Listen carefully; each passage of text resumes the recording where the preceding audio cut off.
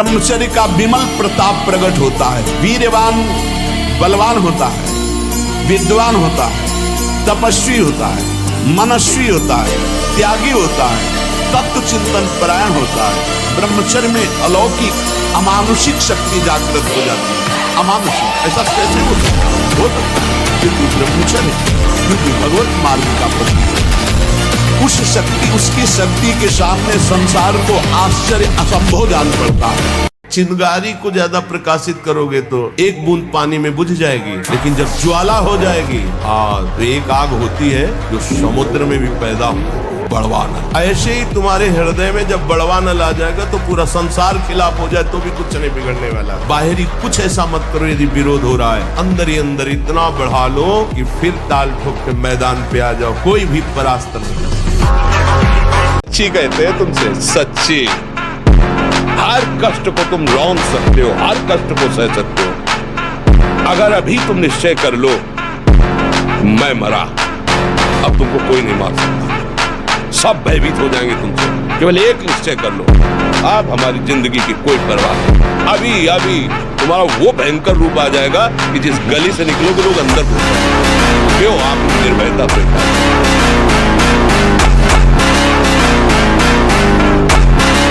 इन इंद्रियों को सीधे अनुशासन में लीजिए ना। आपका स्वरूप इंद्रियां थोड़ी है, आप इनके संचालक हैं। आपकी सामर्थ्य से सामर्थ्यवान होकर आपको बांधे हुए हैं। थोड़ा तो आनंद लीजिए प्रकृति का वार सहने का। अगर शरीर रुग्ण नहीं है, जवान शरीर हो, ब्रह्मचारी हो, आग है अंदर, सहो हर प्रकृति के वार, तो तुम्हारा बाल बांका भी कोई नहीं कर सकता। हर बार परास्त होने पर फिर हिम्मत करेगी, अब की बार तो मारूंगा इसे, अब की बार गिराऊंगा, और एक दिन गिरा दोगे, पक्का गिरा दोगे, क्योंकि भगवान के अंश हो तुम, निश्चित इस पर विजय प्राप्त। पर हारना नहीं। इसमें होता क्या, इतनी बार हरा देता है कि फिर युद्ध करने का मन ही नहीं होता, लगता है अब जो हो गया, अब क्या होगा। इतना समय पक्का। प्रत्येक हार में विजय छुपी होती है, ये सूक्ष्म बात कह रहे हैं। प्रत्येक पराजय में विजय छुपी होती है, ये कोई सूक्ष्मदर्शी ही जान सकता है। आप शरीर पवित्र रख के देखो, एक महीना झूठा मुंह मत रखना, शरीर पवित्र रखो और ब्रह्मचर्य रह के देखो। एक महीने में आपको ऐसा लगेगा आप देवता, एक महीने में लगने लगेगा, एक मतलब दिव्यता आने लगेगी।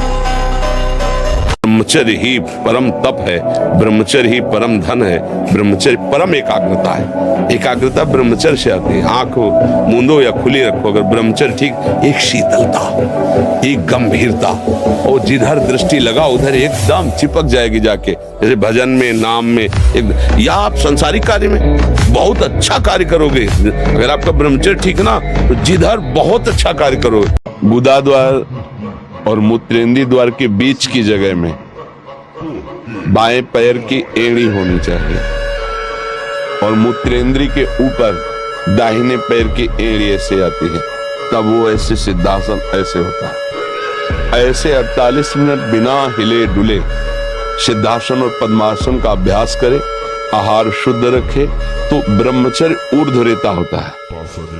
जो ब्रह्मचारी है उसका ऊर्ध्वगामी वीर हो जाता है। ये हम ही नहीं, हम सब जरा जरा सी बातों में ऐसे छड़े रुष्टा, छड़े तो थोड़ी चीज मिली, फूल गए, थोड़ी गई, दैया दैया, ये हमारा जीवन है। एक गंभीर स्वभाव बनाओ, एक उत्तम विचार बनाओ, एक उत्तम कार्यरत रहो, तुम्हें देखो अभी जीवन में चमत्कार आ जाएगा। ब्रह्मचर्य को पुष्ट रखने के लिए कम से कम 48 मिनट बिना हिले डुले पद्मासन और सिद्धासन का अभ्यास करना चाहिए। मेरुदंड सीधी करके पद्मासन लगाना जानते हो, सिद्धासन लगाना जानते हो? सिद्धासन अभी तो ऐसे नहीं बताया जा सकता ना, क्योंकि क्रिया है उसमें। कायरों का मार्ग थोड़ी है, सूरवीरों का मार्ग है। कहीं भी हम झुकते सावधान। ये कौन सी ऐसी वृत्ति है जो मुझे रोन किया, गिरा दिया, सूक्ष्मता से वृत्ति को पकड़ा और कस दिया। जलन आ रही, आकर्षण आ रहा, परेशानी आ रही, ये सब मन बुद्धि का तमाशा है, ये मन बुद्धि का जाल है। थोड़ी देर से समझ के सीधी निकल जाओ।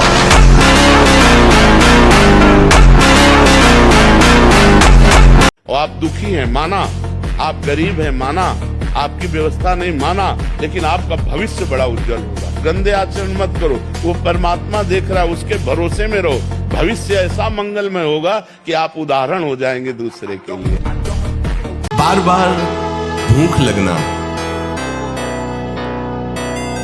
पर वो भूख पचाने वाली नहीं होती।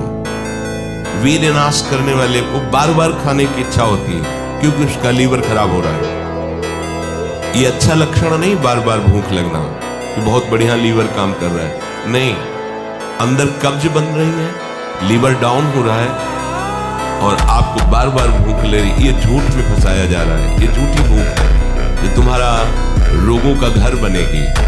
आहार ठीक हो, भजन साधन से चिंतन आप अपना ठीक कीजिए और संकल्प दृढ़ निश्चय के द्वारा उन अशुभ क्रियाओं को दूर कीजिए। जो अशुभ क्रियाएं आप करते रहें तो आप सुधर जाएंगे। नहीं तो देखो कुछ दिनों बाद ऐसा होने लगेगा, आप देखना आपकी विचार शक्ति लुप्त हो जाएगी। आपके अंदर बिना किसी कारण के शंका बनी रहेगी, भय बना रहेगा, घबराहट बनी रहेगी, हर व्यक्ति से बात करने में चिड़चिड़ापन आए, मतलब कितनी तरह की परेशानी आ जाएगी।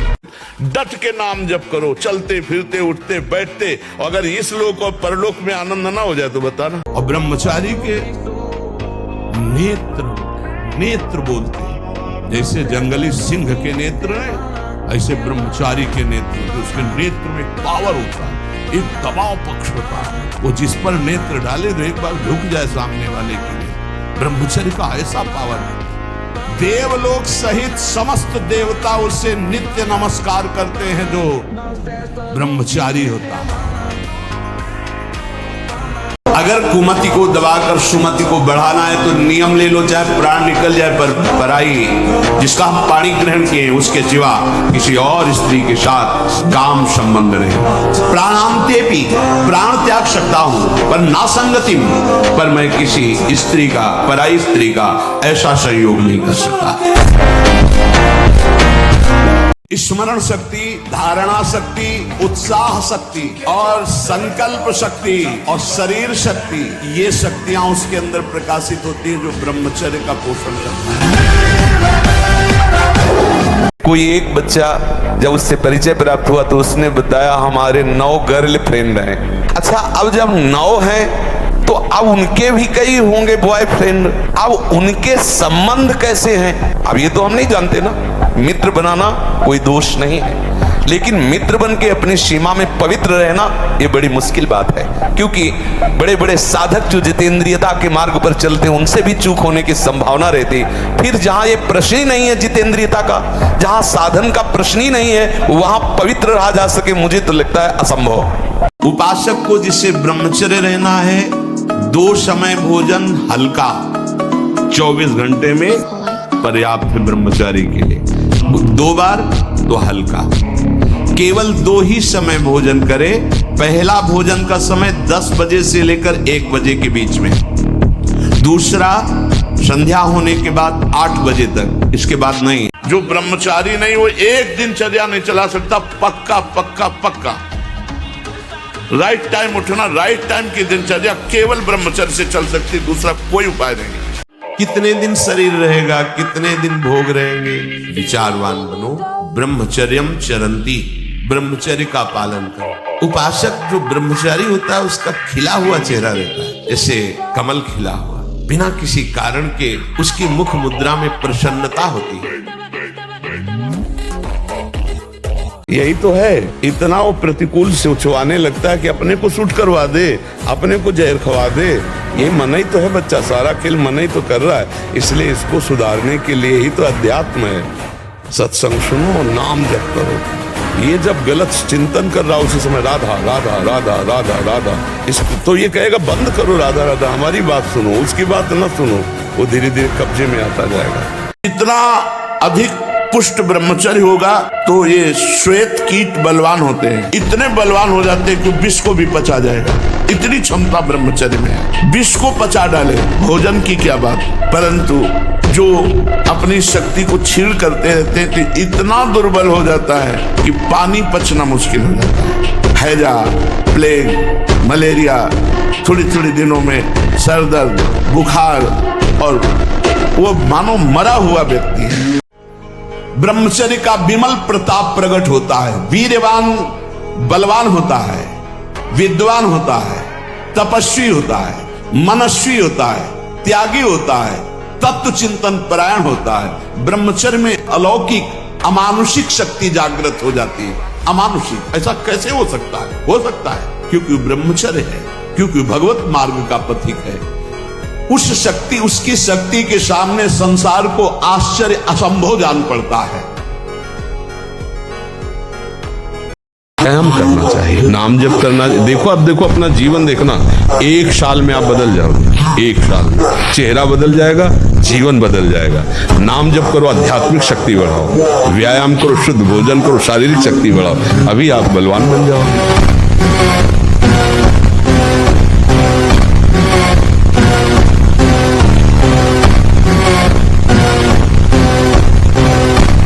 तपस्वी उपासक को चाहिए स्त्री के रूप की तरफ, उसके हास्य की तरफ, उसके मधुवचन की तरफ, उनके हाव भाव की तरफ ना देखे, ना चिंतन करे। ब्रह्मचर्य व्रत में रत रहने वालों को अत्यंत सावधानी पूर्वक अपनी इंद्रियों को दर्शन, संभाषण, चिंतन से बचाना है।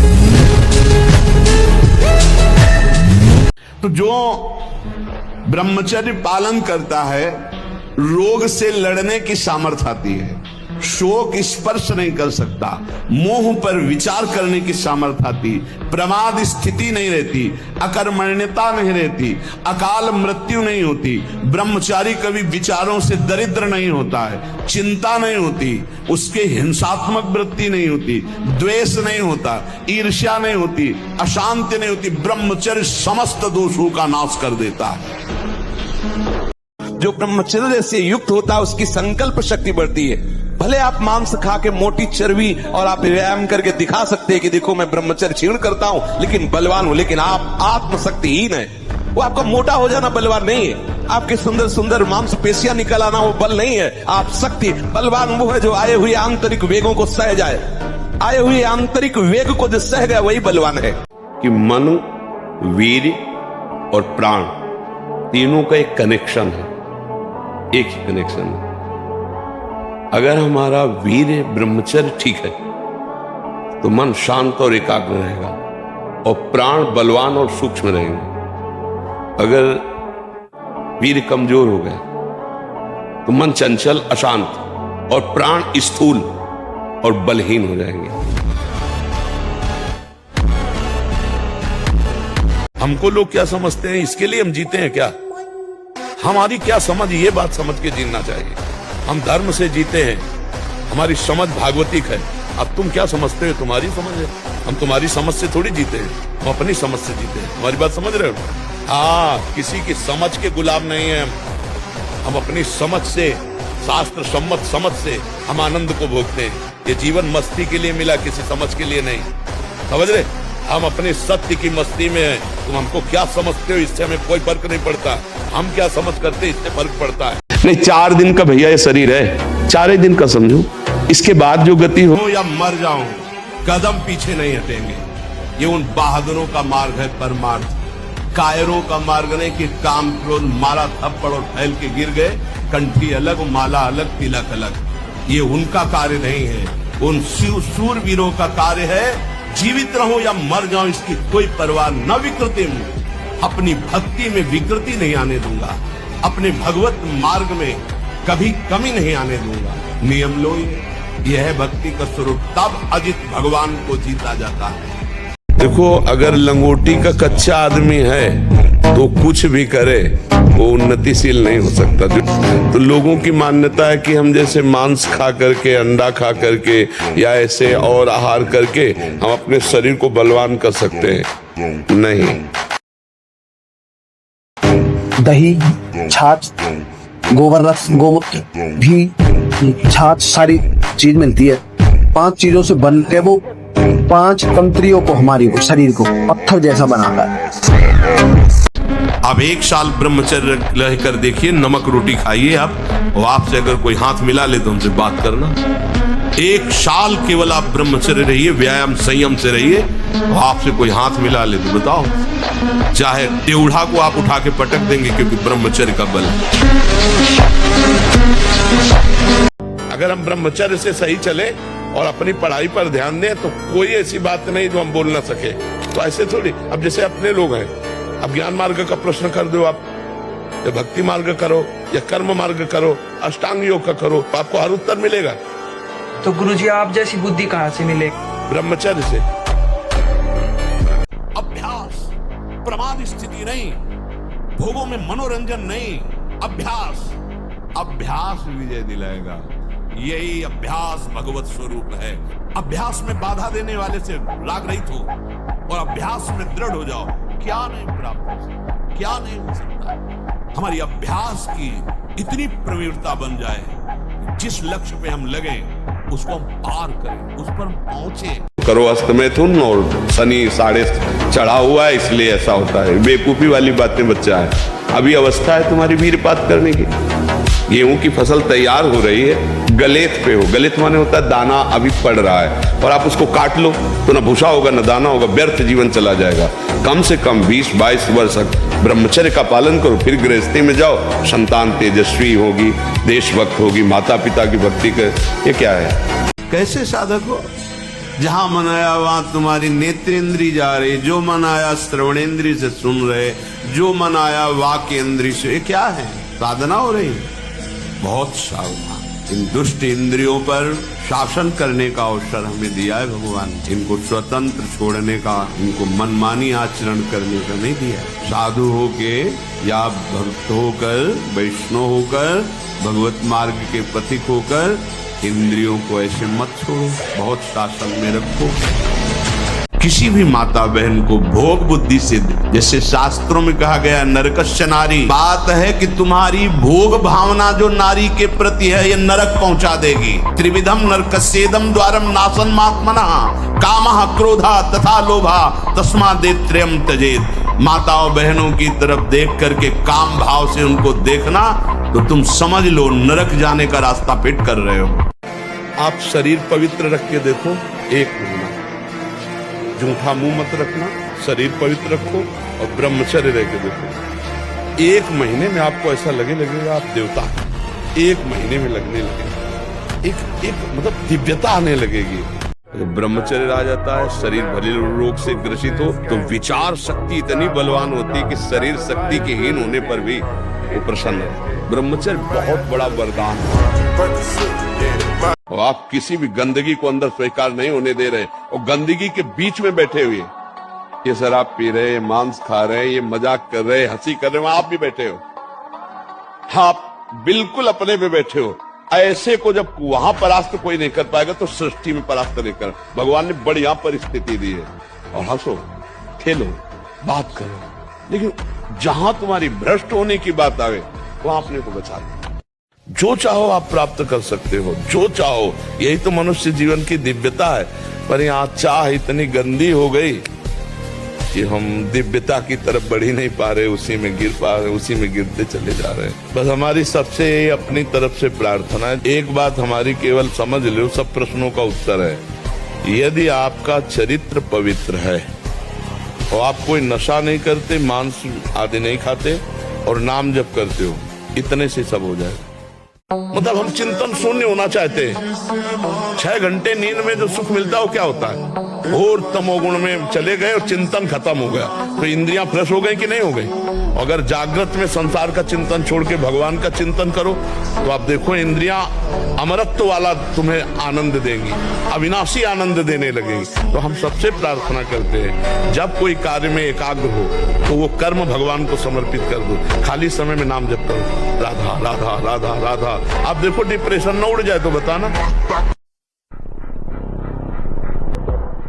महाराज जी, कुछ दिन पहले ही ब्रह्मचर्य लिया है, इस पर आगे उन्नति के लिए आपका आशीर्वाद। सबसे पहली बात ब्रह्मचारी को यह है कि किसी भी तरह से शास्त्र आज्ञा का उल्लंघन न होने पाए किसी भी क्षेत्र पे। जैसे स्वाभाविक आकर्षण होता है पुरुष शरीर का स्त्री शरीर में, स्त्री शरीर का पुरुष शरीर में, और इस आकर्षण में यदि हम नजदीकीपन बनाए तो हम ब्रह्मचारी नहीं रह सकते हैं। गंदे आचरण मत करो, गंदा नशा मत करो, गंदा व्यवहार मत करो। भगवान इसी से प्रसन्न हो जाएंगे। आप ज्यादा जब तक भले मत करो, पर गंदे आचरण मत करो, और भगवान का सहारा वो सब कुछ संभाल लेते, बहुत समर्थ है।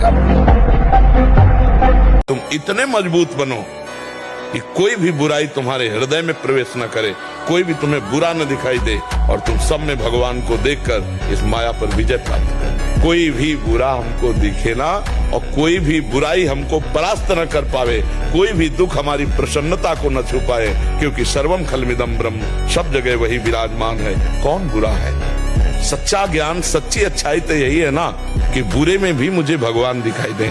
मैं सूक्ष्मता से देखता हूं कहां से गिरा, क्यों गिरा, कौन सी ऐसी चूक हुई जो मुझे गिरा दिया। अच्छा, हमें लगता है हमारा खान पान बिगड़ा, मुझे लगता है कि ऐसा मेरा चिंतन छूटा, नहीं छूटने देंगे, नहीं खाएंगे ऐसा, ऐसी वस्तु नहीं देखेंगे, फिर आगे बढ़ते, अगर फिर फिसलते हैं फिर हम सावधान हो, अंतिम समय तक हम यही लड़ाई लड़ेंगे। क्या मुर्दे जैसा जीवन, जो इंद्री जैसा चाहे वैसा डाउन कर दे, जैसा चाहे वो हमें शोक दे दे, दुख दे। थोड़ा सा साहसी बनो, तुम भगवान के अंश हो, तुम कुछ भी कर सकते हो, कुछ भी।